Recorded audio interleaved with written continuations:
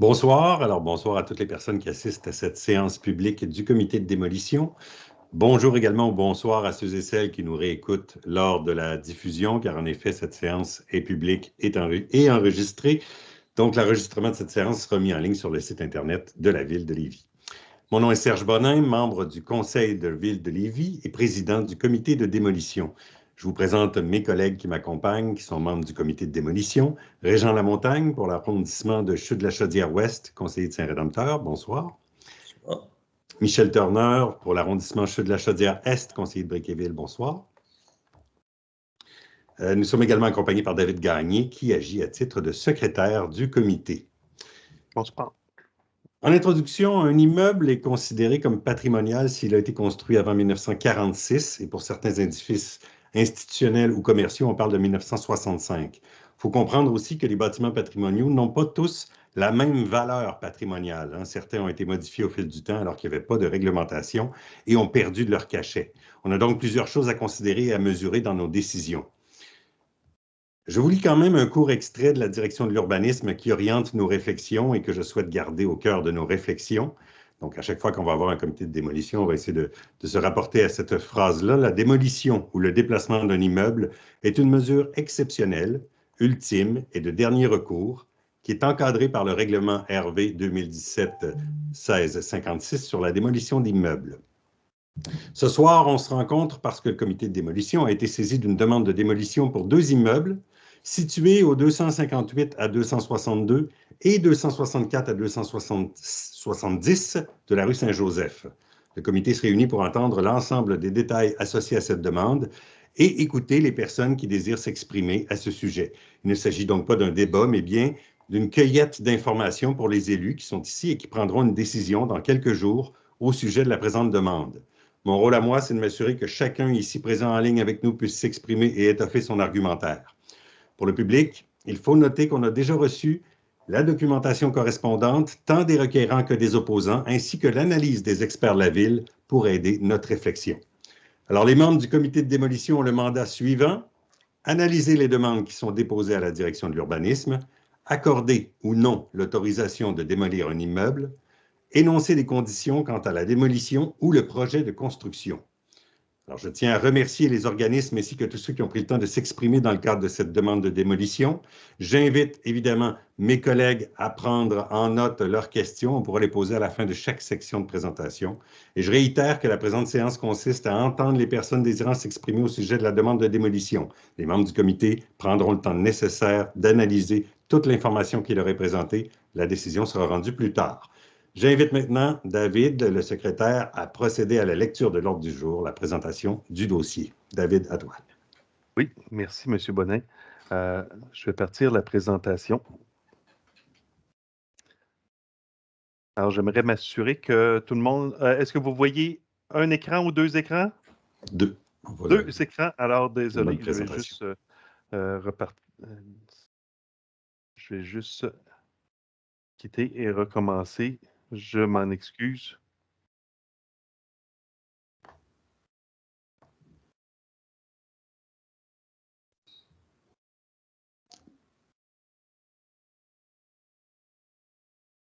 Ce que je vais faire pour m'assurer qu'on est tout le monde, je vais mettre ici en plein écran. Voilà. Alors, ce soir, pour la séance publique du comité de démolition, il n'y a qu'un seul dossier à l'étude. C'est la demande de démolition pour 2 immeubles situés au 258, 262, ainsi que le 264 et 270 rue Saint-Joseph. Alors, il va y avoir la présentation technique de la demande. Par la suite, il va y avoir une audition publique, c'est-à-dire la présentation de la demande de démolition par le requérant et ses représentants, et par la suite, la présentation des avis d'opposition. Par la suite, les membres pourront poser des questions s'il y a besoin. Alors, Monsieur le Président, on serait rendu à la présentation technique de la demande. Alors, le comité de démolition a été saisi d'une demande de démolition pour 2 immeubles, donc 258 à 262 et 264 à 270 rue Saint-Joseph. Simplement pour bien comprendre la situation des bâtiments, Alors, il y a un édifice qui se trouve ici à la droite. Alors, c'est le 254 à 256. Cet immeuble-là n'est pas visé par la demande de démolition. Il est plutôt visé par un projet de restauration. Il y a le bâtiment qu'on va nommer le bâtiment bleu, qui est le 258 à 262, qui compte 3 logements, et le 264 à 270, appelons-le le bâtiment orange, dans lequel il se trouve 5 logements.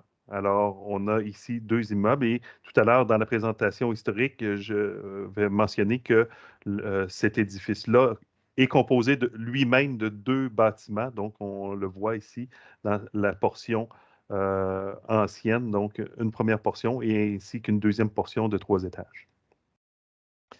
Dans la demande, le requérant et le propriétaire est M. Kevin Landry. Il est propriétaire depuis décembre 2020 des 2 immeubles.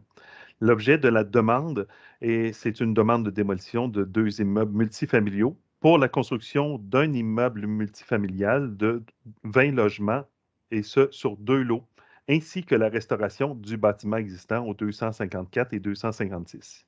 Je tiens à mentionner que le projet s'insère dans la revitalisation de la rue Saint-Joseph, visée par le PPU, et qu'il est accompagné par le bureau de projet de la ville de Lévis.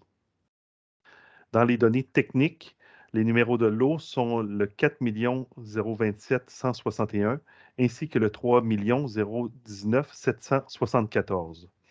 Pour les valeurs inscrites au rôle d'évaluation, pour le 258 à 262, la valeur du terrain est de 252 700, la valeur du bâtiment 148 800 pour une valeur totale de l'immeuble de 401 300. Pour l'immeuble voisin, 264 à 270, la valeur du terrain est de 169 400. La valeur du bâtiment est de 77 800 pour une valeur totale de 247 200. Dans les caractéristiques patrimoniales du bâtiment bleu, appelons-le comme ça, l'année de construction est entre 1900 et 1905. On n'a pas la donnée exacte de l'année de construction, mais on est capable de l'estimer en fonction des cartes anciennes que nous avons. L'évaluation patrimoniale indiquée dans l'inventaire patrimonial de la ville de Lévis, elle est moyenne. L'état de conservation évalué seulement sur l'extérieur, il est bon. Par contre, c'est une donnée qui date de 2004, alors c'est une donnée qui a présentement 18 ans. L'état d'authenticité de l'immeuble, il est moyen. La propriété est située dans un secteur patrimonial d'intérêt patrimonial primaire assujetti au règlement sur les plans d'implantation d'intégration architecturale, donc les PIA volet patrimonial, et l'immeuble est situé dans le périmètre du PPU du Vieux-Lauzon. Dans les informations complémentaires, telles qu'on l'a mentionné, le bâtiment a été construit entre 1900 et 1905.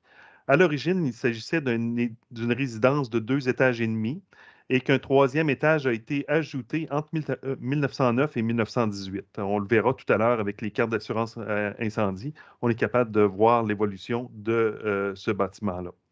Le bâtiment a conservé certains éléments architecturaux d'origine, dont la forme des ouvertures, le type de fenêtre au second étage, le larmier. Par contre, le parement de bardeau, le parement de bardeau d'amiante a été ajouté quelque temps après. On ne sait pas la date. On peut l'estimer aux alentours de entre 1930 et 1950, époque où ce type de parement a été appliqué sur les bâtiments. On doit mentionner que le bâtiment souffre et a souffert d'un manque flagrant d'entretien depuis plus de 15 ans. Il y a des interventions non appropriées qui ont été réalisées, dont des changements de type de porte, type de fenêtre qui ne sont pas correspondantes au type architectural. Il y a plusieurs travaux qui ont été réalisés sans autorisation. Dans l'étude du dossier de propriété, on peut noter qu'il y a très peu de demandes de permis qui se trouvent dans le dossier de propriété. Par contre, on sait qu'il y a des travaux qui ont été réalisés, donc on peut estimer que ce sont des travaux sans permis qui ont été faits. L'ensemble du 258 et 270 a été identifié dans certains documents comme étant une nuisance sur la rue Saint-Joseph qui ne participe pas à la vitalité du milieu. On doit mentionner que ce bâtiment-là, le bâtiment bleu, partage un mur mitoyen avec le 254 et 256. Ce bâtiment-là est un bâtiment de grande valeur patrimoniale, donc de valeur forte. On doit noter également que la peinture en bleu de l'immeuble date de 2004. Si on voit le bâtiment orange maintenant, l'année de construction, elle est vers 1880. Toujours là, on n'a pas la date exacte, mais on peut l'estimer vers 1880. L'évaluation patrimoniale, elle est faible puisque le bâtiment a pratiquement perdu l'ensemble de ses caractéristiques originales. L'état de conservation, il est bon, mais toujours là, c'est une donnée de 2004, donc qui date de 18 ans. L'état d'authenticité, il est faible. Tout comme l'autre propriété, l'immeuble est situé dans un secteur d'intérêt patrimonial primaire assujetti au PIA, volet patrimonial, et l'immeuble est situé dans le périmètre du plan particulier d'urbanisme du Vieux-Lauzon. Ce bâtiment-là est beaucoup plus ancien que les deux autres de la séquence. À l'origine, c'était une composition de deux bâtiments qui ont été intégrés. Donc, une portion qui était un bâtiment, une résidence de 2 étages et demi en briques, une structure de briques avec un toit à 2 versants, puis une autre portion de 3 étages avec une structure de bois avec un parement en déclin. La transformation en un seul immeuble de 3 étages a été réalisée vers 1970. Pourquoi on l'estime? C'est que la transformation est non visible sur les photos aériennes de 1963. La peinture de la façade en orange a été faite en 2004. Tout comme l'autre édifice, c'est un long historique d'intervention pour mauvais entretien, plusieurs constats d'infraction qui ont été émis par la direction de l'urbanisme pour un mauvais état des composantes et plusieurs travaux sans permis. Il faut noter que le propriétaire précédent a entamé des travaux de rénovation. Alors, les travaux étaient en cours par l'ancien propriétaire et les travaux ont été entamés en 2016. Les travaux ont été arrêtés en raison de l'ampleur de la détérioration de la structure. Donc, le chantier est à l'abandon depuis 2016. Alors, les finis intérieurs ont été entièrement arrachés. Il n'y a pratiquement plus là, d'éléments originaux à l'intérieur. Et on doit noter également que ce bâtiment-là est connu comme étant une nuisance sur la rue Saint-Joseph dans plusieurs documents. Alors, pour bien localiser les bâtiments, on se trouve tout près du cœur historique de Lauzon, qui se trouve ici vers la droite. On a ici le couvent Jésus-Marie, l'intersection Monseigneur-Bourget et Saint-Joseph, qui est une artère historique extrêmement importante. Donc, les propriétés se trouvent ici en plein centre, dans l'élément identifié en mauve.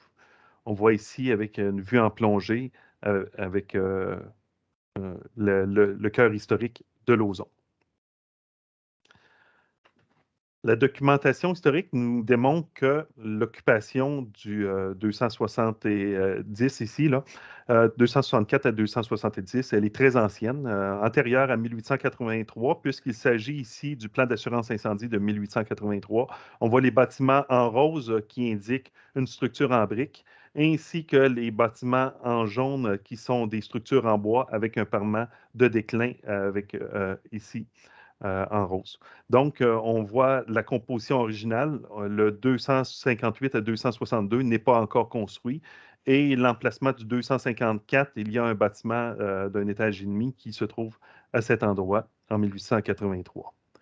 Sur le plan de 1809, on voit que le 258 à 262 est construit. On voit que c'est un bâtiment 2 étages et demi avec une toiture à 2 versants et on remarque ici en 1918 que le bâtiment trouve sa forme originale, la forme actuelle, donc de 3 étages, donc une modification qui a été faite entre-temps. Donc, on voit ici qu'à partir de 1918, on a la composition actuelle du carré avec ici le bâtiment du 254, 256, le 258, ainsi que les deux autres bâtiments qui forment le 264 à 270. Dans les photographies anciennes, il y a très peu de photographies de ces immeubles-là qui sont disponibles dans les dossiers.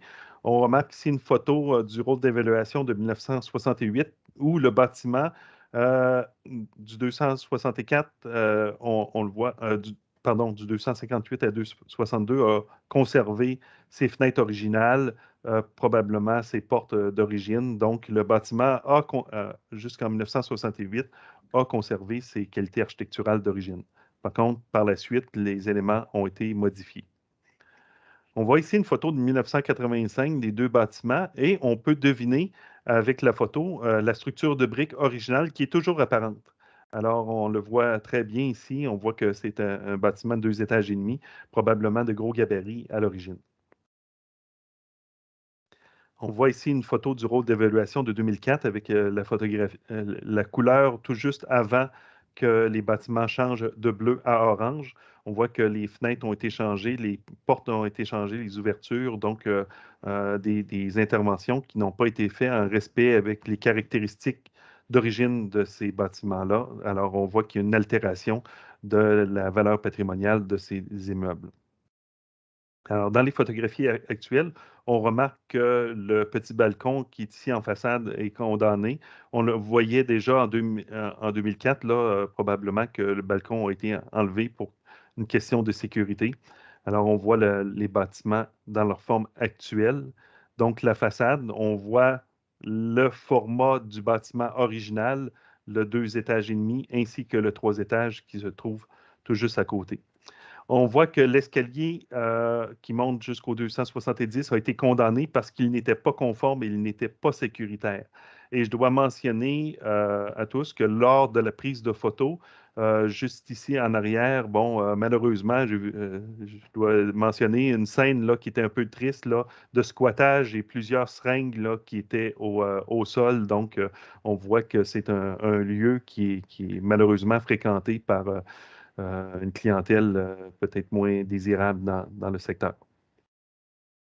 On voit malgré tout des traces originales du bâtiment. Donc, on voit la structure d'origine avec une portion là, de la forme du toit d'origine qui est toujours apparente. Alors, on voit le bâtiment dans son entièreté. Ici, pour cette photo, on voit l'ensemble du 254, 256 et 262 qui partagent un mur mitoyen. Le bâtiment qui, ici, je le mentionne, ne fait pas partie de la demande de démolition. Donc, pour le 258 à 262, on voit certaines altérations là, de la dégradation, du revêtement d'amiante, ainsi que des types d'ouvertures là, qui sont malheureusement pas appropriés pour ce type de bâtiment. Pour la vue arrière, on remarque un ensemble de balcons qui n'est pas conforme, qui n'est pas sécuritaire. Donc, il y a eu des requêtes également, des interventions pour soit faire modifier ces balcons-là ou les démolir pour les rendre conformes là, à ce niveau-là. Et on voit encore les traces là, des travaux entamés par l'ancien propriétaire, donc qui sont toujours à l'abandon depuis 2016. Alors, on voit l'entrée arrière là, qui est toujours en chantier. Certaines photographies là, de l'intérieur, de l'état intérieur, donc on voit la structure apparente. On voit que les finis ont été complètement enlevés, complètement arrachés, donc il n'existe pratiquement plus rien là, de l'intérieur. Les planchers ont été enlevés. On pourra laisser le requérant là, détailler là, ces éléments-là sur l'état du bâtiment, mais je tenais à vous les mentionner.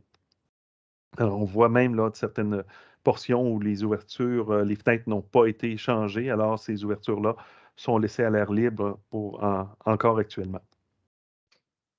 Donc, on remarque que le chantier est en état d'abandon depuis 2016. Dans les documents fournis par le requérant dans la demande de démolition, on doit noter la demande de démolition complète, les factures d'électricité. Il y a l'ensemble des factures des travaux de rénovation qui ont été fournis par l'ancien propriétaire. Donc, il y a l'ensemble de ces éléments-là qui ont été déposés au comité de démolition. Les ententes de résiliation de bail, c'est exigé par la loi sur l'aménagement et l'urbanisme. Le projet d'implantation pour le projet de remplacement, ainsi que les plans préliminaires du projet de remplacement. Les avis publics ont été publiés sur l'édifice le 10 novembre 2021, donc à la fois sur l'immeuble ainsi que sur le site web de la Ville de Lévis. Je tiens à mentionner pour l'intérêt de tous qu'à la Ville de Lévis, au lieu des 10 jours exigés par la loi sur l'aménagement et l'urbanisme, la Ville de Lévis permet maintenant une période de 14 jours.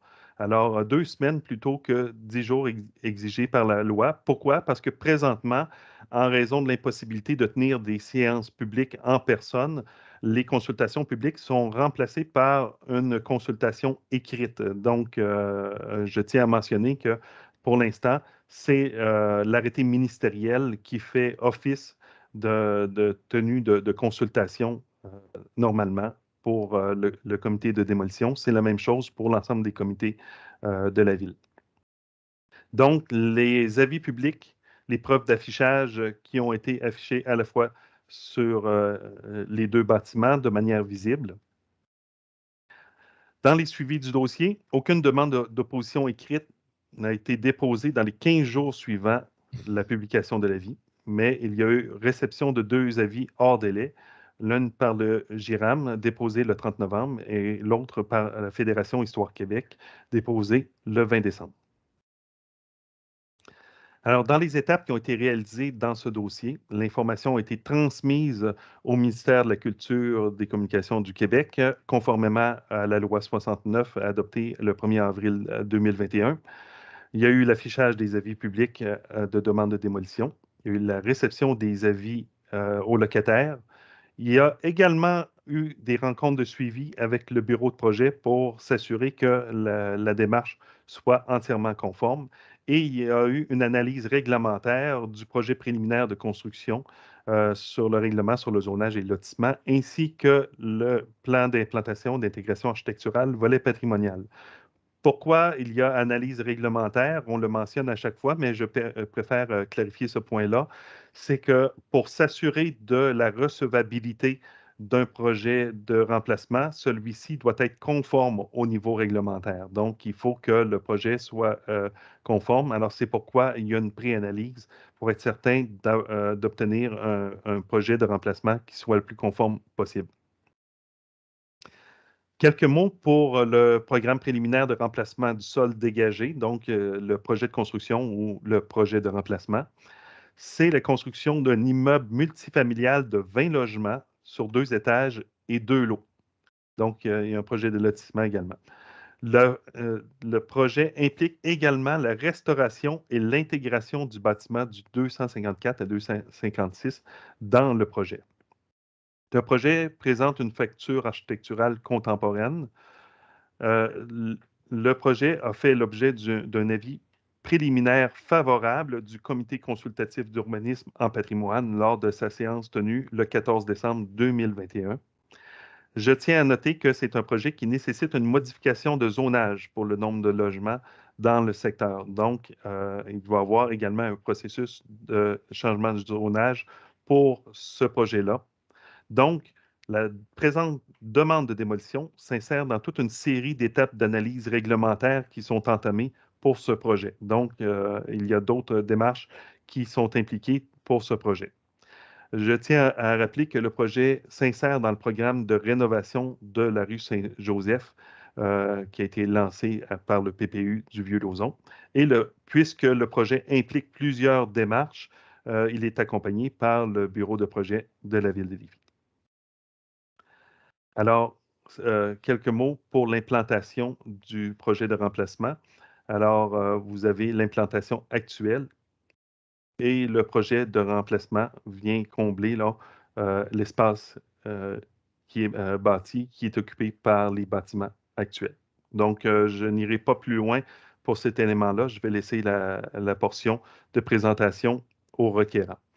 Dans les éléments d'analyse réglementaire du programme préliminaire du sol dégagé, le projet a été analysé en fonction du règlement sur le zonage et lotissement. Donc, il y a eu une pré-analyse qui a été réalisée en novembre 2021. Le projet est conforme avec des corrections mineures à apporter, notamment sur les cases de stationnement. Et il a été analysé en fonction du règlement RV 2019-1974 sur le PIA patrimonial. Donc, il y a une résolution du Comité consultatif d'urbanisme en patrimoine. Donc, c'est un avis préliminaire favorable sur la conformité du projet en fonction du PIA. lors de la séance du 14 décembre 2021. Alors, Monsieur le Président, nous serons rendus maintenant à l'audition publique. Le déroulement de la séance de l'audition publique est détaillé à l'article 22 du règlement de démolition. Donc, l'ordre de présentation est celui-ci. Le requérant et ses représentants présentent d'abord le projet de démolition et la demande de démolition. Par la suite, toute autre personne peut s'exprimer. Donc, en ordre, ceux qui ont déposé des avis d'opposition. Par la suite, toute autre personne peut s'exprimer. Le requérant peut répliquer à la suite des interventions et les membres du comité pourront s'adresser à toute personne pour poser des questions par la suite. Super. Merci, David. Alors voilà, M. Landry, je ne sais pas si vous êtes le seul à prendre la parole de votre côté. Là. Il y a M. Leduc qui est avec vous, je crois. Donc, on vous laisse la parole pour nous présenter votre projet de démolition et les détails du projet de remplacement. Oui. Et M. Landry, désirez-vous que je projette la présentation ou vous êtes capable de la projeter de votre côté? Je crois que je vais la projeter. D'habitude, je n'ai pas de misère. Parfait. Puis, il y a beaucoup de photos que vous aviez déjà. Il faut que je ne représenterai pas tout. Je vais juste présenter la deuxième partie si on veut. Très bien, merci. Donc, bonjour à tous. Bonjour, Monsieur le Président. Je vais décrire un petit peu sommairement le projet puis le contexte. Puis après ça, ça va être Louis puis Marie-Camille qui vont présenter le projet visuellement. Donc, c'est ça. Pour faire une petite synthèse, je me suis effectivement porté acquéreur des 2 terrains, 3 bâtiments pour le 22 décembre 2020. Ça faisait un petit moment que je recherchais, moi, dans le secteur, un plex pour des besoins familiaux. J'ai une jeune famille, je demeure dans le coin de Montmagny, puis l'aide aux devoirs s'en vient, ça va être ma prochaine tâche, donc ça me permettait un petit peu de me rapprocher de mes occupations. Tous les jours, nos bureaux, nous, sont à Saint-Romuald, donc c'était pour combler ce besoin-là. Puis, c'est ça. Lors de l'achat, c'est un achat qui a été fait avec un partenaire qu'on a habituellement, un ami de longue date. C'est un achat qui était fait dans l'espoir d'une rénovation assez majeure. Je savais qu'il y avait des interventions à faire. Puis, c'est ça, on est allé de l'avant avec ça. Puis, on a eu des réunions avec la ville de Lévis aussi. Avant, il y a eu un contexte, à l'achat, dans la promesse d'achat, tout ça. Puis, la ville de Lévis nous a mentionné l'intérêt pour la revitalisation du secteur Saint-Joseph, puis aussi pour les logements sociaux, puis les parcs, les ça. Donc, on m'a demandé d'explorer cette facette-là. Puis, je suis allé rencontrer le directeur du GRT, M. Alain Marcoux. On a regardé un petit peu qu'est-ce que ça impliquait, le GRT, les logements sociaux. Puis malheureusement, la discussion n'a pas été très très longue parce que, étant donné que je voulais que c'est un bâtiment pour moi, pour ma famille que je vais habiter, puis que je devais rester propriétaire, le modèle de logement social ne s'applique pas à moi. Là. On doit revendre ça à un organisme, le bâtiment. Donc, cette étape-là ayant été explorée, je suis revenu au projet initial, qui était de prendre le bâtiment, de le rénover en grande partie. Je savais qu'il y avait des défis majeurs. J'avais quand même vu l'état du bâtiment quand je l'ai acheté. J'étais au courant des rénovations du propriétaire. Il m'avait tout fourni les factures, tout ça. Puis on avait parlé en gros. Suite à des visites un petit peu plus répétées, on s'est aperçu que les rénovations, c'est ça, avaient été faites un petit peu plus côté esthétique. Quand on s'attardait au côté technique, quand on s'attardait à la structure, il y avait des plus grosses interrogations qui se soulevaient. Donc, on est allé, j'ai commencé à regarder ça, puis j'ai noté plusieurs choses. Le 254, 256, effectivement, lui, dans ma tête, il reste dans le projet initial. C'est un beau bâtiment, c'est un bâtiment qui a une architecture particulière. Une rénovation des galeries en avant, des ouvertures, fait déjà il y a déjà une demande de permis de fait là-dessus pour des rénovations, pour adhérer au programme de rénovation qui est disponible présentement à la ville de Lévis. Puis déjà là, j'ai eu une ampleur des coûts un petit peu qui étaient rattachés à ça. C'est correct, ça faisait partie de la game, puis c'est pour ça que ça continue. Puis je l'ai toujours intégré dans mon projet. Pour ce qui est des 2 autres bâtiments, le bâtiment bleu, un petit peu, je vais répéter un petit peu ce que David a mentionné pour le bâtiment bleu puis le bâtiment orange. Oui, c'est ça, galerie arrière, toiture, beaucoup de déflexion dans les toitures, même dans les toitures neuves, dans les planchers. J'ai des déflexions dans les planchers, dans les bâtiments orange et bleu, allant des fois jusqu'à 6 pouces. J'ai des photos tantôt. C'est sûr que par photo, ça ne paraît pas tout le temps bien, mais on est capable de se mettre une petite ligne et de voir qu'il y a des rondeurs qui sont affichées. Puis les galeries arrière, les fenêtres, on voit beaucoup d'humidité. Les bâtiments ont pris beaucoup d'humidité. J'ai des plafonds on voit qu'ils sont gorgés d'humidité. J'ai des cadres de fenêtres. C'est pas que de la saleté. On voit qu'il y a de l'humidité qui s'est accumulée pour faire de la moisissure. Je ne m'attendais pas à un bâtiment neuf. Je savais ce que j'achetais, mais c'est des choses qui ne m'avaient pas tapé l'œil aux premières fois là, avant que je me mette à ouvrir un petit peu des sections de murs ou à tirer un petit peu plus sur des cadres de fenêtres et tout ça. Donc, c'est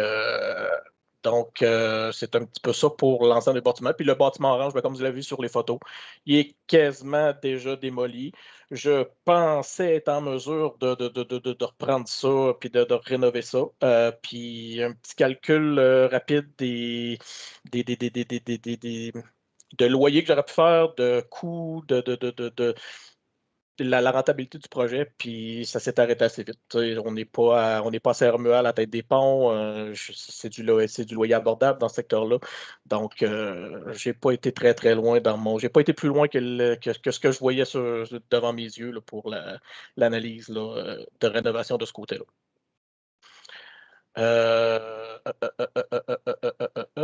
Je peux peut-être vous partager justement les photos avant d'aller un petit peu plus loin et parler du nouveau projet. David, je crois qu'il faut que je te demande l'autorisation ou tu peux me la donner directement?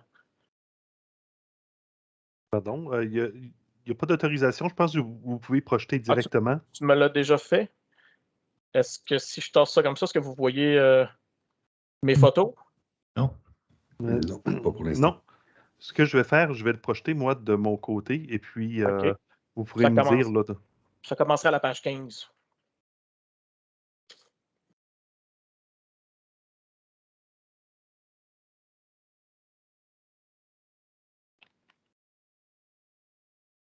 Alors, la page 15, vous me direz où arrêter.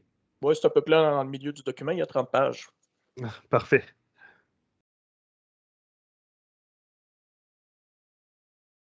On va juste ici. OK, ici. Juste faire un petit retour sur la toiture. Ah, où est-ce que je peux... Ah, voilà. Voilà, le contrôle est donné.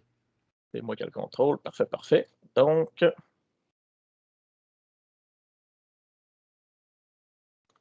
j'ai le contrôle, mais je ne suis pas capable de monter ou baisser. Ah, je vais monter, puis voilà. Ah, ici, en partant, je voulais montrer que c'est ça. Dans les toitures, je n'ai pas réussi à monter jusqu'en haut complètement. J'ai des limites à l'acrobatie, mais on voit qu'il y a des déflexions qui n'ont pas été corrigées dans les nouvelles rénovations de l'ancien propriétaire. C'est pas juste de l'ombre comme les vents fait, c'est vraiment, il y a une déflexion dans la toiture. Je sais pas en quel honneur ça n'a pas été corrigé, mais il y a ça comme ça dans le 258 à 262, il y a une rondeur au toit complètement. Si on se met d'un coin à l'autre, on voit une rondeur. C'est des bâtiments d'un certain âge, mais on voit que la structure a travaillé quand même pour la peine. Si on continue dans la photo suivante, on peut voir aussi que le logement en haut, le 270A, il est non conforme point de vue hauteur. On marche, on a à peine 6 pouces de clairance au-dessus de la tête. Ben, vous le voyez avec la porte, c'est des portes de 80 pouces, 82 pouces. Donc, c'était pas vraiment pensable de remettre un locataire là-dedans. Le logement en dessous est un petit peu plus bas que la normale, mais lui, ils sont allés joindre les deux, puis je veux dire, ça aurait été passable. On a notre 7 pieds 6 pouces, mais c'est ça, l'appartement en haut, lui, il était non conforme. Puis vous voyez aussi une porte par-dessus une porte là. Je ne sais pas c'était quoi le deuxième moyen de sortie pour cet appartement-là. Il y avait juste un accès disponible. Donc, ça, c'était ça pour que je voulais illustrer sur cette photo-là. La prochaine photo est un petit peu en sorte l'accès que David parlait tantôt, l'accès qui était un petit peu à refaire pour le logement non conforme. Donc, un accès qui normalement n'aurait même pas pu être fait parce que le logement n'aurait pas pu être utilisé. Puis, pour les 2 prochaines photos, c'était pour illustrer un petit peu l'humidité qu'on parlait, les fenestrations anciennes qui avaient peut-être été mal entretenu, puis faisant en sorte qu'il y avait de l'humidité. C'est pas juste entre les deux, c'est vraiment autour du cadre. On voit les taches noires, on voit la grisaille au complet dans le bas des fenêtres.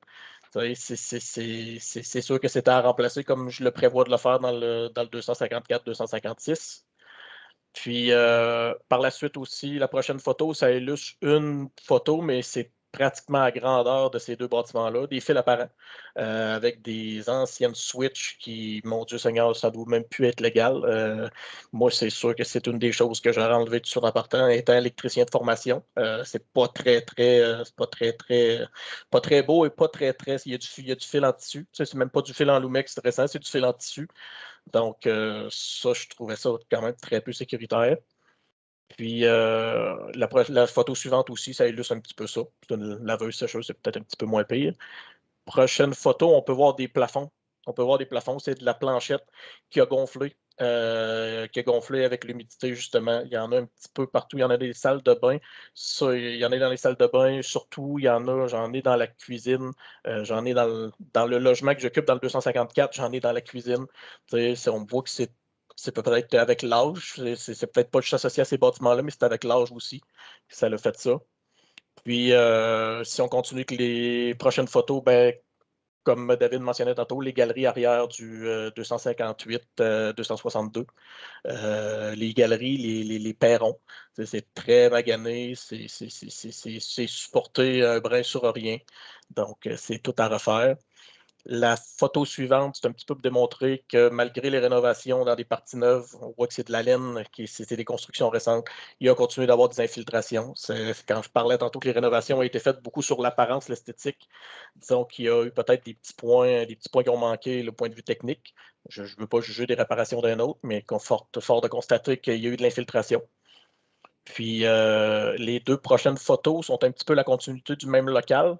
Donc, on peut voir que dans ce même local-là, entre la jonction d'un mur et d'un plafond, on peut voir que la structure a bougé pour la peine. Ça, c'est au deuxième étage du 266 de mémoire. Fait qu'on voit des signes d'affaissement ou de structure qui a travaillé. Prochaine photo, je crois pas, par contre, David, pas celle-là, la suivante. Je crois pas, oui, c'est beau, je vous les avais envoyés. Quand je vous parlais tantôt des petites lignes que j'ai tracées, sur une photo, des fois, ça l'arrondit un petit peu, j'en conviens avec vous. Mais il y a des photos aussi qui cachent beaucoup des rondeurs. J'ai pris les pires photos. Je peux vous garantir qu'il y a des endroits là-bas qui ont jusqu'à 6 pouces de dénivellement de différence. Puis, je crois que c'est la prochaine photo où ce qu'on peut voir là, que réellement, c'est catastrophique. Là. Je pense que c'est ici, là, dans une largeur de chambre, on pourrait glisser. C'est assez énorme. C'est majeur. Donc, c'est un élément de structure important qui c'est sûr que c'est dans quelque part. Là. Puis ça finissait un petit peu pour les photos. Je tenais à montrer ces photos-là parce que je suis sensible un petit peu. Je ne vous cacherai pas que j'ai, depuis le début de la demande, je m'amuse à suivre les groupes Facebook sur la ville de Lévis, le vieux Lévis. Je les suivais même avant, quand j'ai acheté l'immeuble, quand j'ai commencé à penser à m'implanter dans le vieux Lévis, vieux Lauson. Puis souvent, les commentaires qu'on voit, c'est qu'on remplace par une vieille. On va remplacer ça par un monstre en béton. C'est pas si magané que ça, on pourrait rénover. Donc, je trouvais ça important pour moi de montrer à quel point, des fois, de l'intérieur, c'est quand même assez gravement affecté. Donc, c'était un petit peu ça pour les photos. Donc, pour les... Monsieur Landry, Oui.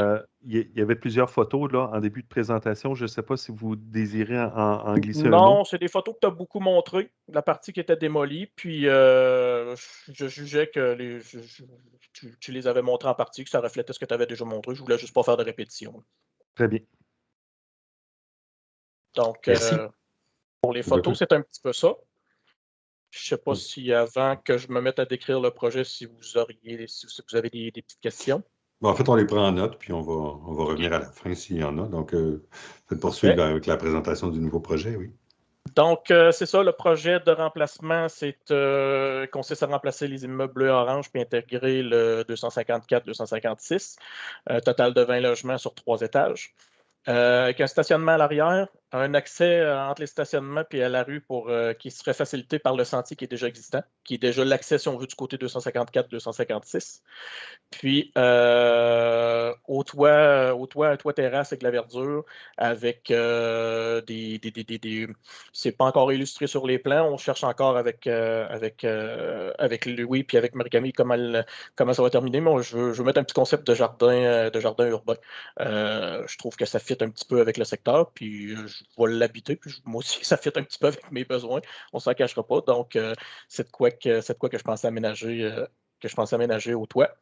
Puis, tout simplement dire que justement, en étant potentiellement futur locataire du bâtiment, en l'habitant, que je suis pleinement conscient que c'est un secteur qui exige qu'on tienne compte du patrimoine, puis qu'on ne construise pas n'importe quoi, qu'on ne fasse pas un beau gros monstre de béton fret qui ne fit pas avec les bâtiments qui sont autour. Par contre, avec l'aide de Roberge Le Tuc, puis avec la supervision quand même assez stricte de la ville de Lévis, on ne se fera pas de cachette pour ces secteurs-là. Je pense qu'on est en mesure aujourd'hui de vous montrer un projet qui cadre bien avec la volonté de redynamiser le secteur de Saint-Joseph.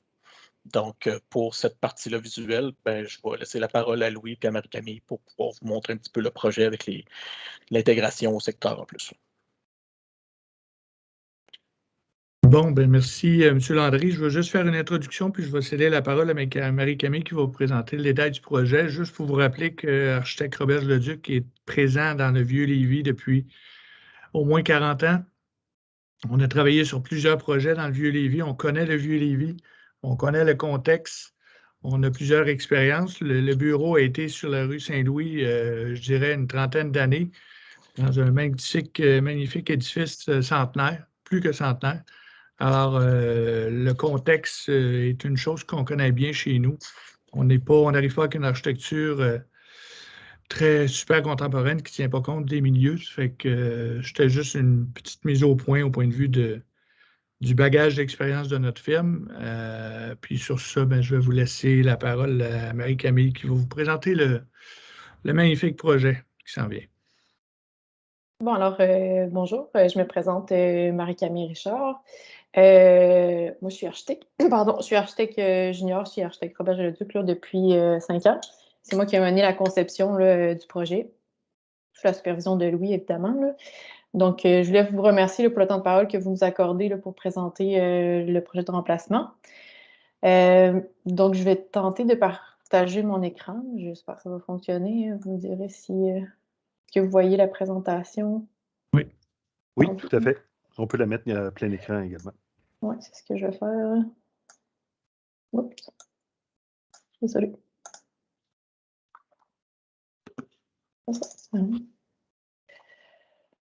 Bon, ça va comme ça? Oui, tout à fait, merci. Bon. Donc, d'entrée de jeu, c'est ça, à propos un peu de l'ADN de Robert Leduc, je voulais ajouter que je pense qu'au cœur de notre ADN aussi, chez Robert Leduc, on a vraiment à cœur l'écoute, autant de nos clients aussi, mais des intervenants, tout le monde en fait qui intervient dans nos projets. On se montre toujours ouvert aux recommandations de la ville. Je pense que ça s'est reflété dans plusieurs de nos projets. Mais ça reste primordial pour nous de développer des projets qui vont être inspirés, mais aussi qui vont respecter les limites et les aspirations de nos clients. Donc, c'est un petit aparté que je voulais faire au début.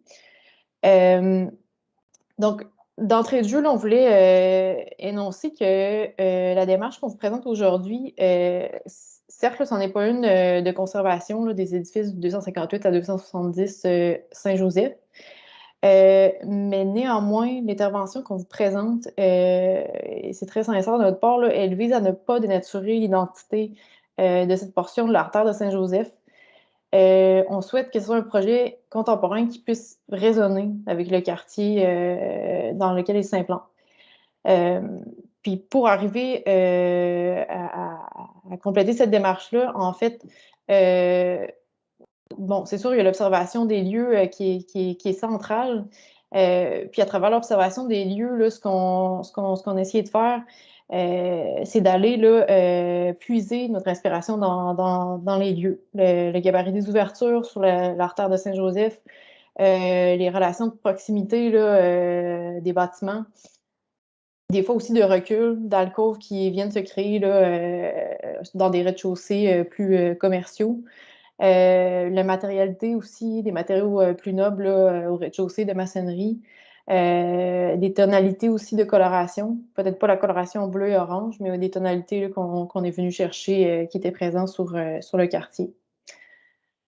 Notre démarche, par contre, c'en est une, là, comme M. Landry l'a exposé, et M. Gagné, c'en est une de conservation du 254 Saint-Joseph, l'édifice à grande valeur patrimoniale qu'on cherche à conserver. On s'implante à côté avec respect, là, je pense, puis planifié, comme M. Landry le mentionnait, de faire la réfection des galeries et la réfection des ouvertures. Une réfection qu'on espère là, digne, là, évidemment, du caractère à grande valeur patrimoniale du bâtiment.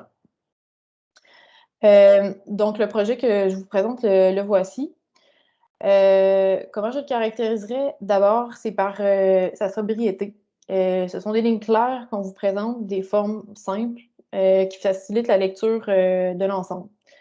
On fait l'usage de la couleur en façade pour découper le grand volume, un peu à l'image un peu à l'image des bâtiments qui étaient déjà là, le bâtiment bleu et le bâtiment orange. On essaye un peu de garder ce découpage-là qui était là.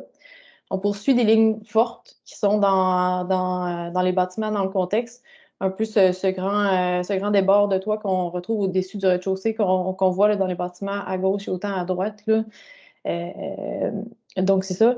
On prévoit aussi l'utilisation de grandes ouvertures, là, potentiellement à guillotine. Un rythme d'ouverture aussi qui rappelle les ouvertures qui étaient existantes là, sur les bâtiments. Donc, des ouvertures qui sont plus rapprochées les unes des autres. On prévoit évidemment l'utilisation de portes piétonnes au rez-de-chaussée avec imposte, reflétant là, les portes piétonnes dans le secteur. Et aussi l'usage de matériaux nobles, aussi à caractère plus naturel, là.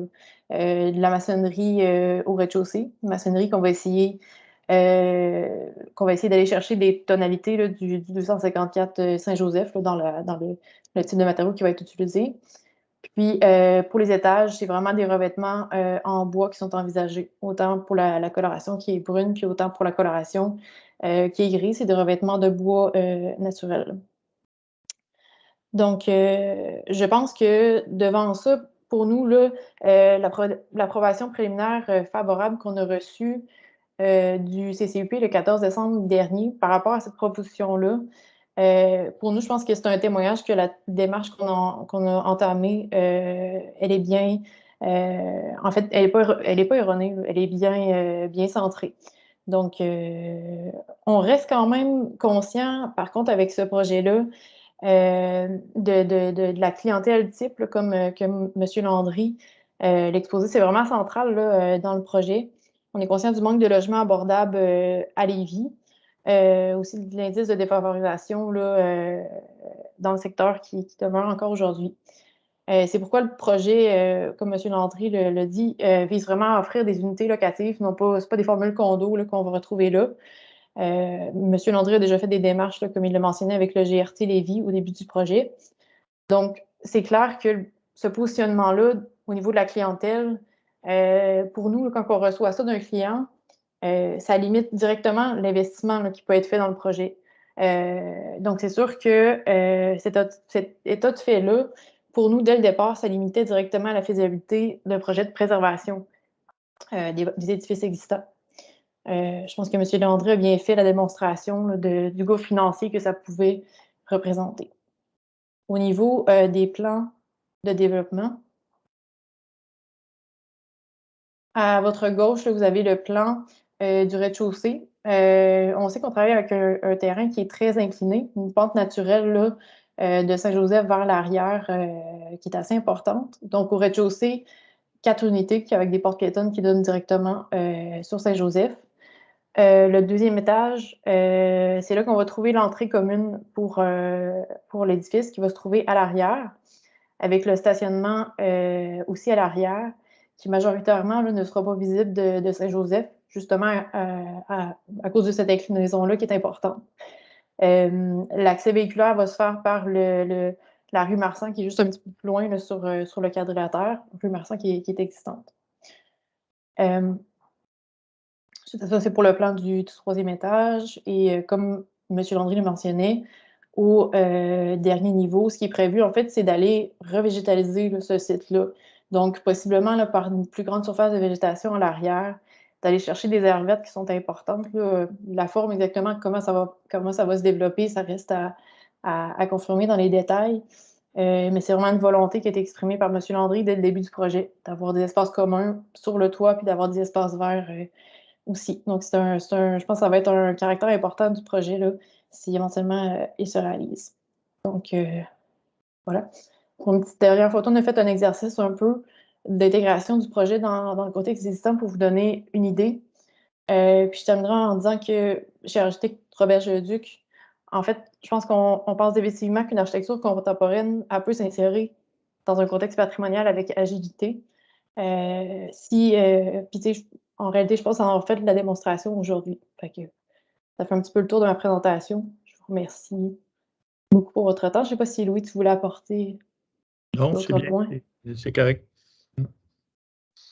Parfait, merci. Merci beaucoup pour cette présentation. On va aller maintenant du côté de l'opposition, des opposants, du GIRAM, M. Gaston Cadrin, et ensuite de la Fédération Histoire Québec, M. Clément Leca. Donc, M. Cadrin, je vous laisse la parole pour un peu formuler vos arguments.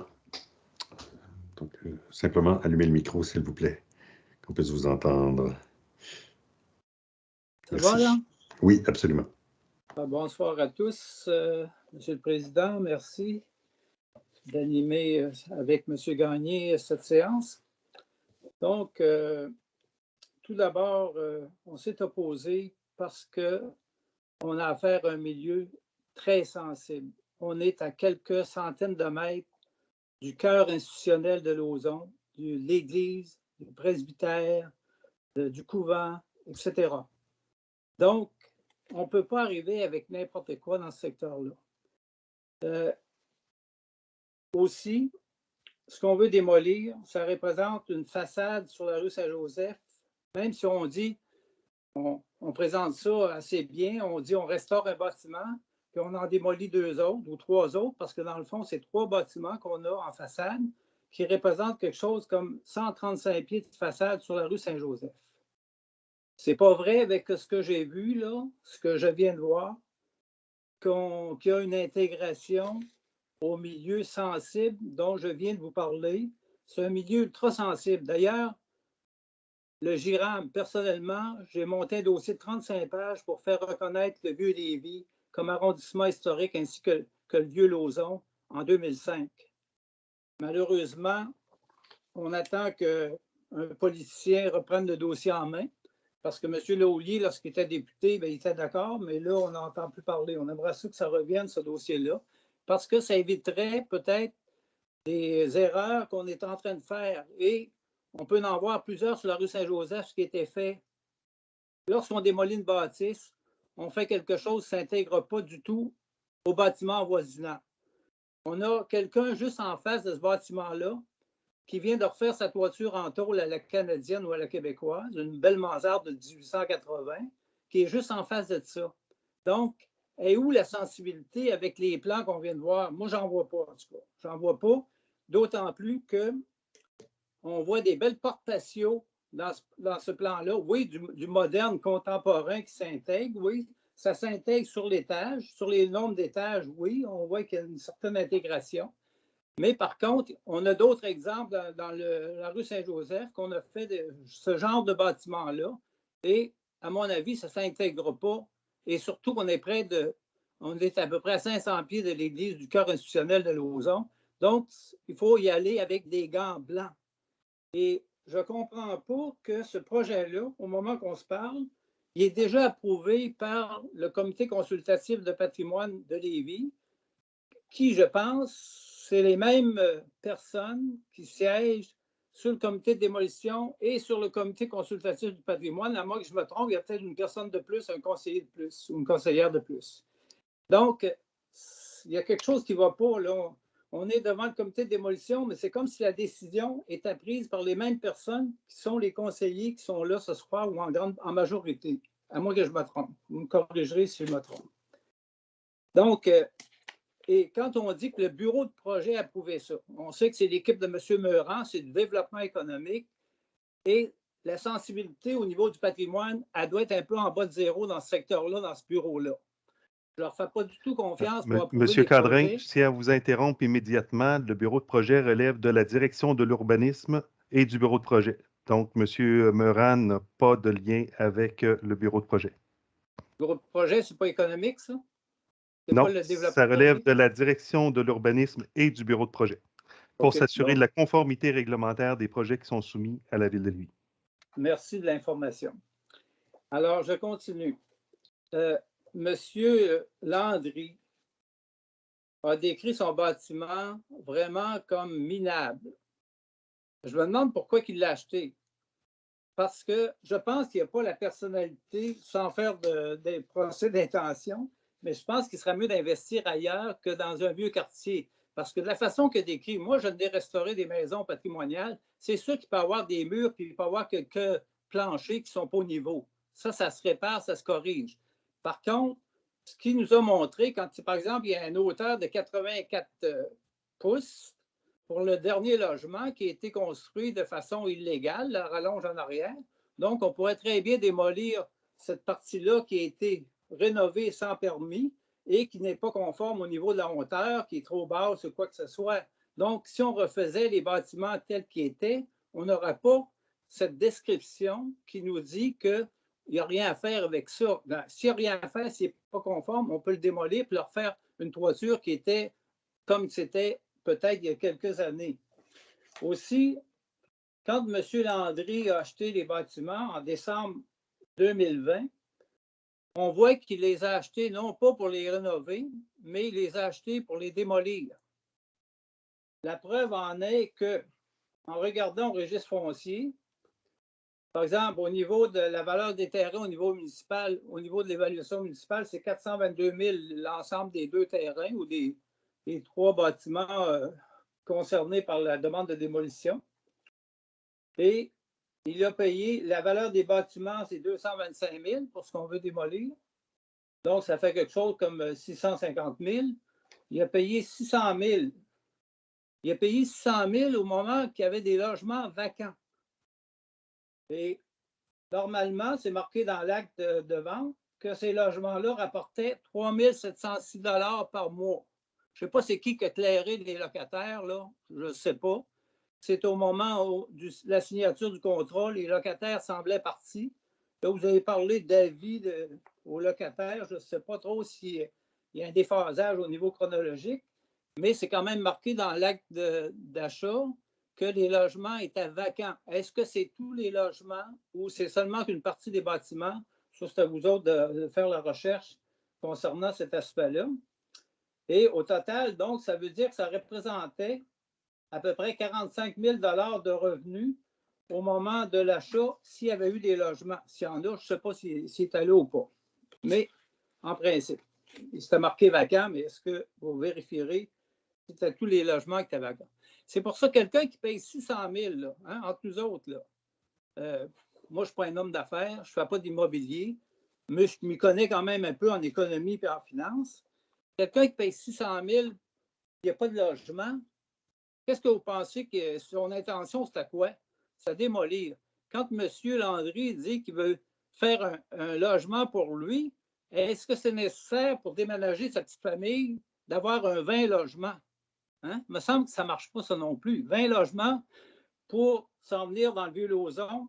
Il me semble que c'est sûr qu'il veut les louer, là. Je sais qu'il va avoir juste un logement, mais il me semble que tout d'abord, de prévoir 20 logements dans ce secteur-là parce que quelqu'un a regardé l'espace de terrain qu'il y avait sur ces propriétés-là. Moi, je suis pour la densification, mais une densification qui est intelligente. Puis c'est pas vrai que dans les vieux quartiers qu'on peut faire de la densification comme on peut en faire dans le projet Humano ou je ne sais pas trop, dans les nouveaux espaces qu'on développe. Donc, cet aspect-là, ce côté-là, je pense qu'il n'est pas là. Il n'est pas là, cette sensibilité-là. La densification, oui. Peut-être que si on arrivait à faire quelque chose, mettons, avec le même gabarit, avec des fenêtres qui se rapprochent plus des bâtiments avoisinants, pas de porte-patio avec une terrasse comme dans les nouveaux quartiers, mais pas faire toute la rallonge de logements, je ne sais pas, les 12 logements ou les 10 logements qui vont dans l'arrière-cour. Je pense qu'il y aura moyen de faire quelque chose comme d'assez bien en faisant justement les portes patio et les terrasses plus du côté soleil. D'ailleurs, c'est plus du côté de la cour arrière. Donc, il y a une façon de repenser ce projet-là si on démolit. Mais je ne suis pas sûr, je ne suis pas convaincu du tout, moi, qu'on doit démolir ces deux bâtiments-là. Je dis qu'il y en a trois, là. On va dire qu'il y en a deux dans le demande, mais dans le fond, ça représente trois anciens bâtiments de 1880 ou 1900, parce que même celui, le bleu, il n'y a pas un solage de béton, c'est un solage de pierre, donc il date au moins de 1900. Donc, je pense qu'il faut refaire ses devoirs et surtout, je pense qu'il faut plutôt viser, analyser si on peut restaurer ces bâtiments-là. Je salue l'intention du propriétaire de restaurer celui qui a la tourelle du côté est, mais justement, il faudrait appliquer la même recette aux trois bâtiments. Ce n'est pas vrai que ces bâtiments-là sont finis. Ce n'est pas vrai. J'aimerais ça les voir en détail. Moi, je propose une chose au comité de démolition, c'est que vous demandez aux promoteurs, aux propriétaires, moi j'appelle ça un promoteur, quand tu es rendu à 20 logements là, pour sa petite famille, c'est pas mal un promoteur. Moi, je lui demanderais d'enlever le fini, le revêtement de la bâtisse orange surtout, pour qu'on voit qu'est-ce qu'il y a en derrière ça. De toute façon, un container, puis 2 hommes, ils vont faire ça dans une journée, ça ne coûtera pas une fortune. Là, vous auriez une image du bâtiment, puis qu'est-ce qu'il a l'air. Si la brique est en train de s'effondrer, le mur est en train de s'effondrer, j'adhérerais à ce moment-là à la démolition. Mais j'aimerais ça que vous demandiez de voir, avant d'accorder tout permis de démolition, qu'est-ce qu'il y a derrière ces deux façades d'anciens bâtiments de 1880. Fait que ça nous donnerait une bonne idée. Et deuxièmement, il faudrait avoir un autre avis. C'est bien beau, les photos, tout est croche, etc. Ben moi, j'aimerais ça que vous engagiez des experts, des gens qui s'y connaissent en bâtiments patrimoniaux. À Québec, on en restaure plein. Je ne dis pas qu'on doit engager nécessairement des gens de Québec, ce n'est pas ça que je veux dire, mais on en restaure plein des bâtiments patrimoniaux au Québec. Puis il y en a qui ont l'air aussi, sinon plus maganés que celui qu'on nous a présenté ce soir. Et je vous le dis, on est dans une zone très sensible. On est dans le cœur institutionnel du Vieux-Lauson. Ça ne peut pas être plus sensible. Mais pas dans le champ, cette maison-là, ces trois maisons-là, ils ne sont pas dans le champ. Ils sont dans une zone où il y a des bâtiments patrimoniaux autour. Il y a un propriétaire juste en face qui a peut-être dépensé 150 000 $ pour refaire sa mansarde juste en face. Puis nous autres, on va accepter, la ville de Lévis, vous allez accepter un bâtiment contemporain. Puis là, tout le monde va dire, regarde, ça ne fit pas dans le décor. L'intention des architectes, elle peut être bonne, là, mais ce n'est pas le secteur qu'on doit accueillir ça, du moins de la façon que c'est proposé dans les plans qu'on nous a présentés ce soir. Moi, je rejette ça carrément, puis j'aimerais ça avoir des avis. J'ai des amis architectes, envoyez-moi les plans, je vais leur montrer qu'est-ce qu'ils pensent de ça pour avoir des avis des architectes en patrimoine. C'est pour ça que je veux avoir des contre-avis, des contre-expertises, puis je ne veux pas que ce bâtiment-là, que ce projet-là soit accepté tel qu'on l'a présenté ce soir, et je veux qu'en premier lieu, qu'on essaie de sauver les trois maisons. Là, on veut en sauver une, ça paraît bien, mais je veux que les deux autres maisons à côté, du côté est, soient également prises en charge dans un sens de restauration et non dans un sens de démolition. À Lévis, là, on a assez démoli. Et si personne ne s'oppose, là, on est quelques Gaulois qui s'opposent de temps en temps, mais si personne ne s'opposait, parce que de moins en moins de monde s'intéresse peut-être au patrimoine, ils critiquent les gens une fois que c'est construit, ça passerait comme dans le beurre. Mais il ne faut pas que ça passe comme dans le beurre parce que vous avez, comme conseiller, vous avez un rôle de préserver notre patrimoine pour l'avenir et surtout dans les quartiers. On ne préserve pas n'importe quoi.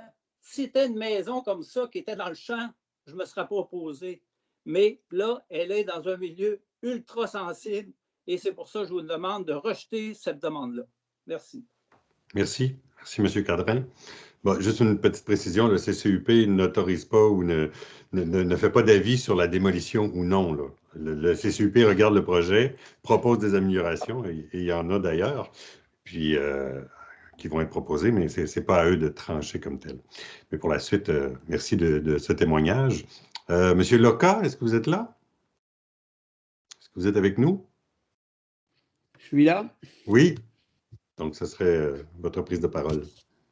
Oui, bien, je dirais d'entrée de jeu que M. Cadrin a couvert pas mal le sujet. Excusez-moi. Mais comme il s'agit d'un quartier reconnu patrimonial au cœur du Vieux-Lauson, je pense que les interventions doivent être vraiment longuement réfléchies pour arriver à un concept, à conserver au maximum les bâtiments. Et si la démolition est exigible, qu'on a un concept vraiment qui s'intègre parfaitement au quartier. Si dans la ville de Québec, on avait agi comme on le fait actuellement à Lévis, il y a 40-50 ans, on se demande qu'est-ce qui resterait des quartiers patrimoniaux de Québec, parce qu'on a alors restauré des bâtiments qui avaient des défauts, bien sûr, des bâtiments qui avaient plus de 100 ans, puis parfois 200 ans, mais on a mis l'effort qu'il fallait pour conserver le caractère de ces quartiers historiques. On entend souvent dire que les bâtiments ont perdu leurs matériaux d'origine et tout ça. Écoutez, au cours des années 60, 70, 80, il n'y avait pas de règlement d'urbanisme. On recouvrait des matériaux nobles, que ce soit le bois, la pierre, la brique, par des matériaux bas de gamme comme le vinyle, l'aluminium. Alors, c'est certain que si on détruit tous les bâtiments qui ont été cachés, dont les matériaux d'origine ont passé sous des nouveaux matériaux bas de gamme, bien, il ne restera pas grand-chose de notre patrimoine. Moi, c'est pour ça que, à première vue, ces bâtiments-là, de l'extérieur, présentent des structures solides, des déformations. Les fenêtres ont changé, les bâtiments, il y en a un qui a plus de 100 ans. Bien, ce n'est pas exceptionnel qu'on a remplacé les fenêtres après 100 ans. On le fait sur des maisons construites il y a 30 ans. Alors, c'est pas exceptionnel qu'on le fasse sur des bâtiments anciens.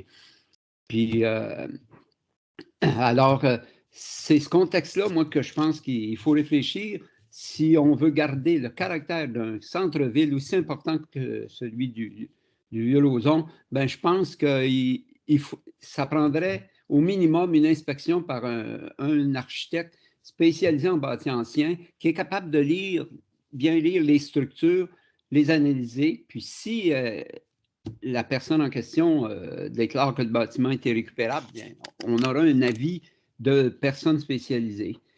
Moi, je pense qu'il ne faudrait pas que le mauvais entretien, ça devienne un justificatif pour démolir des maisons. On voit que là, le bâtiment a été mal entretenu, réparé de façon illégale. Bien là, on se sert de ça pour justifier la démolition. C'est un argument qui est souvent servi, mais je pense que d'un milieu comme Lévis, qui dispose de spécialistes dans les domaines de l'urbanisme, du patrimoine, je vois mal que ça se pratique à Lévis, cette façon de faire. Alors, c'est mon avis. Merci, M. Loca. Alors, là, je vais donner quand même un droit de réplique à M. Landry et peut-être M. Leduc, Mme Richard, là, mais juste sur les interventions qui ont eu lieu, vous avez le droit de vous exprimer. Là, il y a des questions qui ont été soulevées, il y a des commentaires, des critiques, etc. Donc, je vous laisse la parole si vous le souhaitez. M. Landry? Moi, non, je n'ai pas vraiment rien ajouté. Tout le monde a le droit à son opinion. Je trouve seulement navrant un petit peu que les commentaires de M. Cadrin soient aussi teintés de jugement, sans savoir vraiment qui je suis, de où part ma petite famille et dans quel contexte je bâtis un logement pour ma petite famille. Mais ça, c'est bien correct. Il n'y a pas besoin de tout savoir non plus. Mais je trouve ça un petit peu plat, le jugement de ce côté-là. C'est tout. D'accord. Mme Richard, M. Leduc, avez-vous quelque chose à ajouter à ce qui a été avancé, non? Peut-être juste renchérir sur le fait que le projet, en fait, n'a pas du tout été... on n'a pas obtenu l'approbation du CCUP, pas du tout. C'est une approbation préliminaire, là, conditionnelle qu'on a reçue. Là, on est vraiment au balbutiement, là, si on veut, là, de l'analyse de notre dossier auprès du CCUP. La démarche, elle est longue, elle n'est pas terminée. Il y a des ajustements, il y a des conditions, et il y a encore beaucoup de travail à faire, là. Pour nous, c'est pas dans la poche, là. Donc, c'est ça. Je pense que, tu sais, faut faire confiance aussi aux conseillers en patrimoine qui sont employés à la ville, qui ont une connaissance du contexte, qui sont bien au fait de la sensibilité du quartier. C'est eux qui nous aiguillent là-dedans aussi. Donc, c'est juste ça que je voulais rajouter à ce niveau-là. Merci.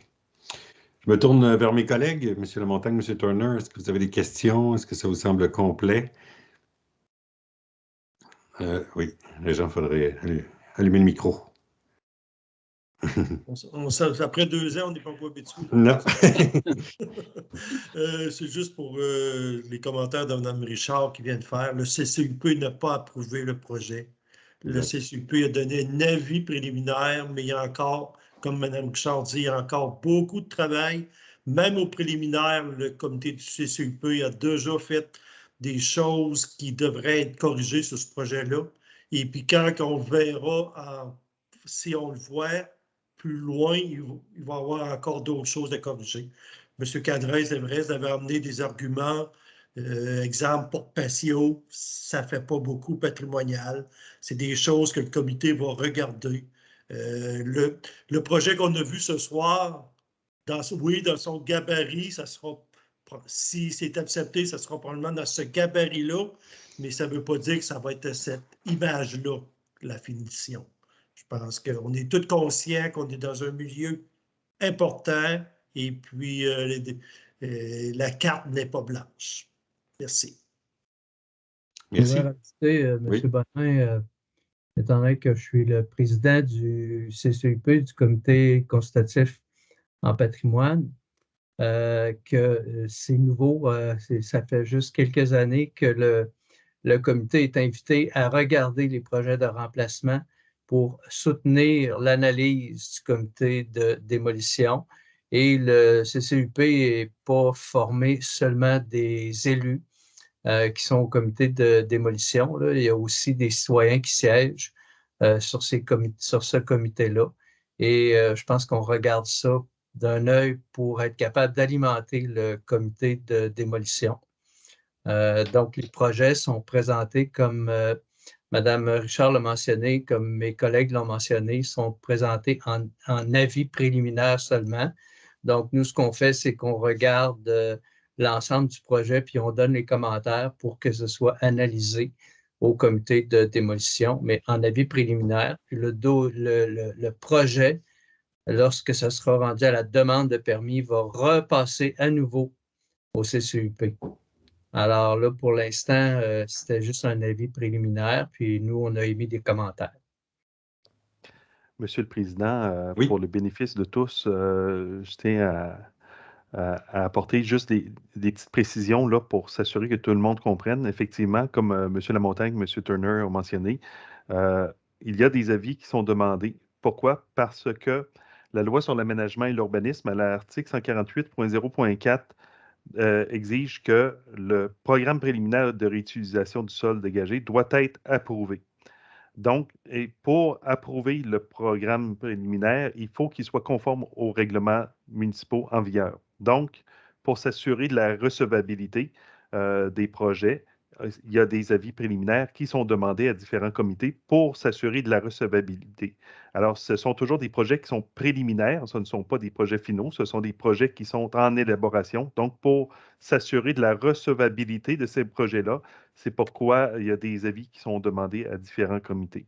Cependant, l'article 148.0.4 a été abrogé dernièrement, mais à la Ville de Lévis, pour s'assurer de la conformité quand même des projets qui sont présentés au comité de démolition, les avis sont demandés. Pourquoi? Pour s'assurer de présenter un projet qui est recevable au niveau réglementaire.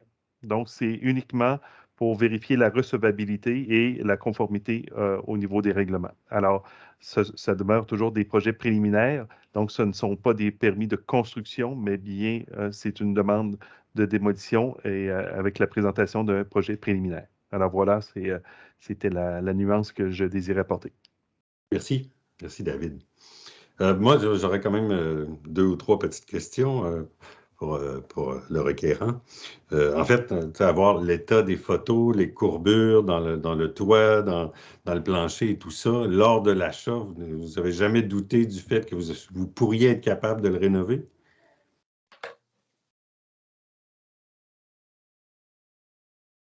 Le bâtiment orange comportait effectivement beaucoup de craintes. Par contre, ce qui manque peut-être comme élément, je m'en rends compte présentement, c'est que le projet de 20 logements n'était pas un projet de 20 logements au départ, mais était plutôt un projet de plusieurs bâtiments à l'arrière. On faisait juste rajouter des logements à l'arrière. Donc, je croyais qu'en venant s'accoter avec une nouvelle construction, on pourrait s'aider dans la structure. Puis ce que j'ai vu sur place est trop détérioré pour ça. J'ai fait appel à Louis et à Marc-Aimé pour avoir des avis sommaires là-dessus. Puis on en a convenu avec discussion avec la ville aussi. Puis dans le cadre ce que je voulais offrir, moi, comme service, si on veut, au toit d'une terrasse commune, tout ça, que j'ai décidé d'aller vers un 20 logements. Je trouvais que c'était mieux pour les locataires aussi comme environnement. Mais dans la partie initiale, quand je parle de rénovation, je parlais de rénovation effectivement parce qu'on ajoutait des parties neuves à l'arrière.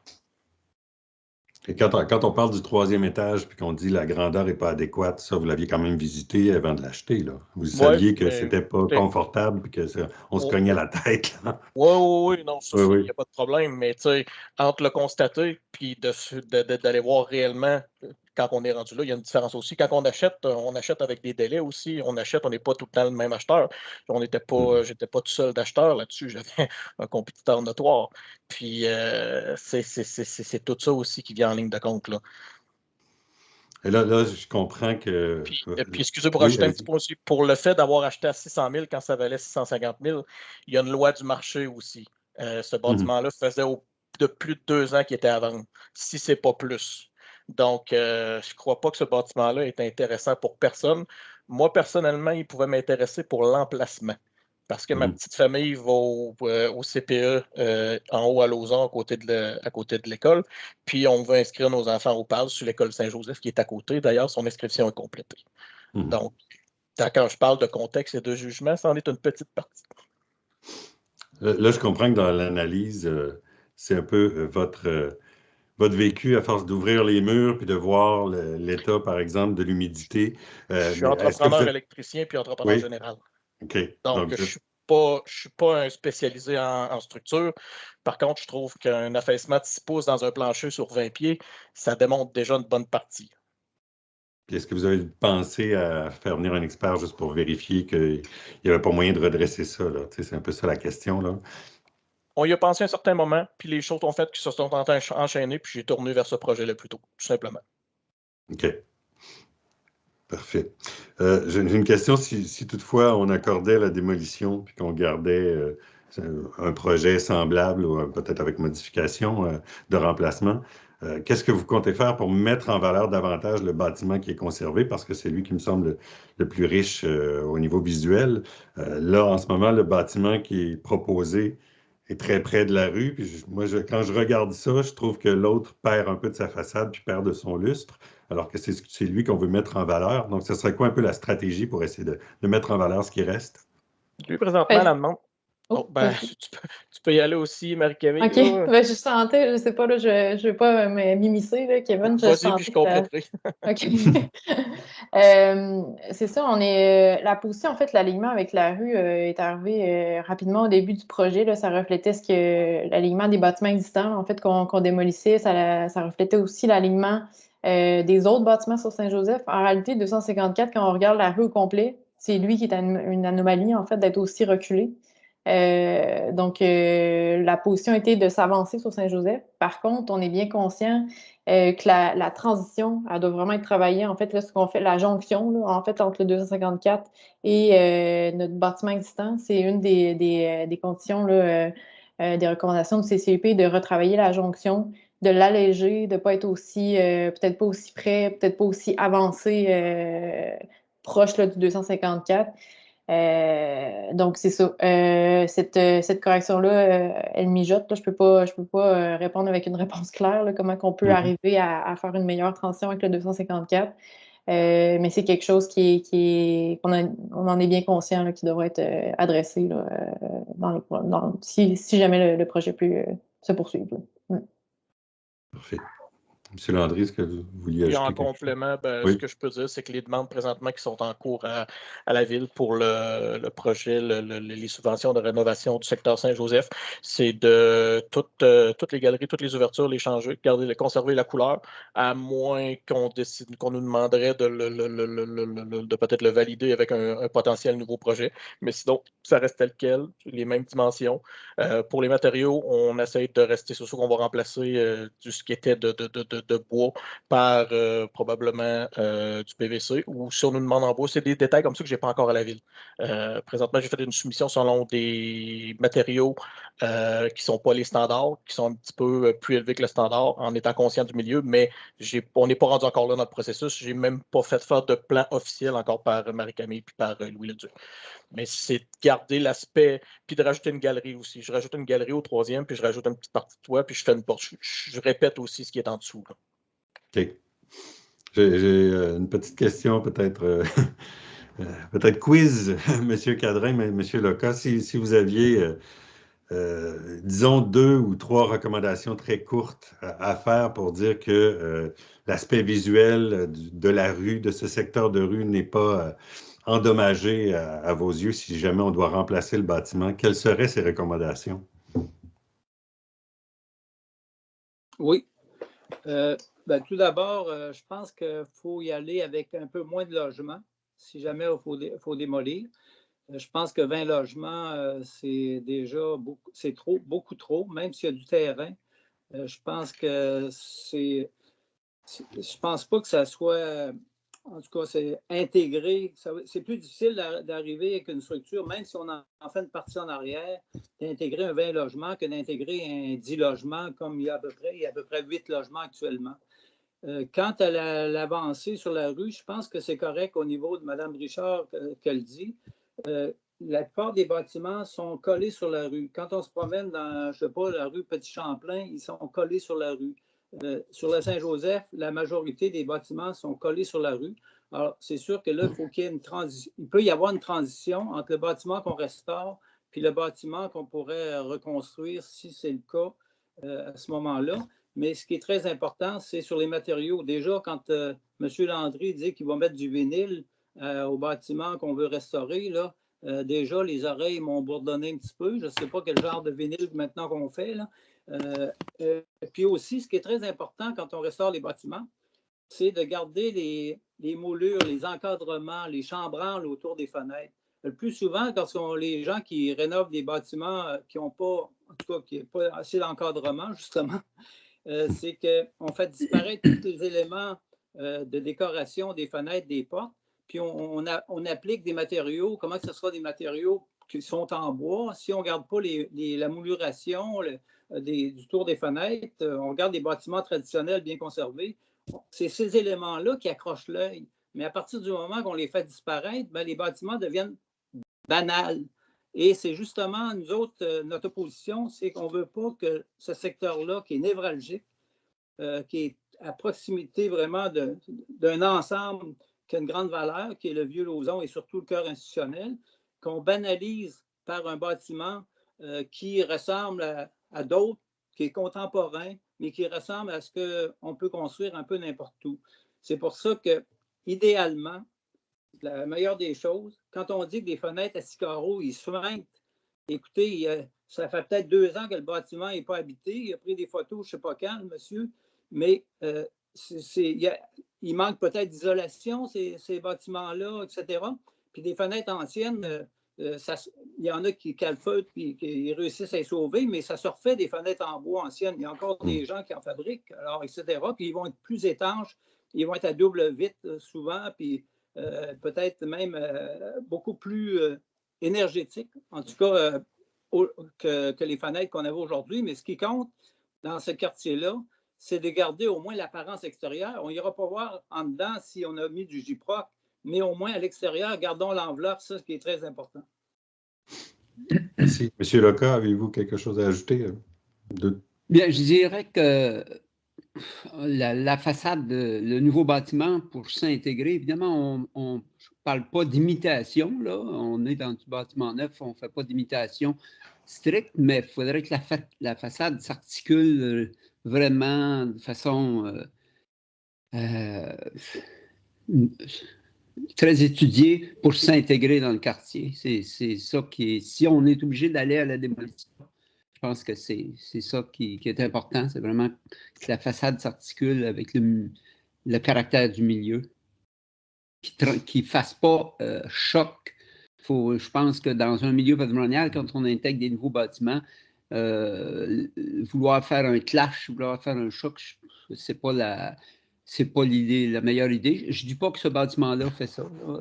Il y a un souci d'intégration quand même, mais je pense qu'il faut pousser ça au maximum. C'est sûr qu'on prend aussi en compte le fait que bon, la peinture, elle est assez récente quand même, puis les fenêtres ont été changées à travers ça, donc il a perdu beaucoup d'éléments architecturaux, évidemment. Est-ce qu'il y a d'autres questions, d'autres interventions avant qu'on... Monsieur Lamontagne, ça va? Monsieur Turner, ça va aussi? Parfait. Donc, merci tout le monde. On va prendre le temps, évidemment, le comité de démolition ne prendra pas sa décision tout de suite, hein, parce qu'on va prendre le temps de délibérer entre nous, d'étudier les tenants et aboutissants. On va prendre le temps qui est nécessaire. On ne veut pas se mettre un délai. Là. Je sais qu'on se rencontre la semaine prochaine, mais ça ne veut pas dire qu'on va rendre notre décision là. Puis évidemment, on va communiquer par la suite. C'est le secrétaire David qui va communiquer avec toutes les personnes qui sont intéressées de la décision finalement, là, de la finalité de nos choix. Puis vous serez tenus au courant, ça c'est sûr. Alors voilà, merci à tous d'avoir été là. C'est vraiment apprécié. J'espère que tout le monde a pu s'exprimer à la hauteur de ce qu'il souhaitait. C'est déjà c'est le principal. Et on va faire tout ce qu'il faut pour faire une réponse la plus exhaustive possible et la plus analysée, si on veut.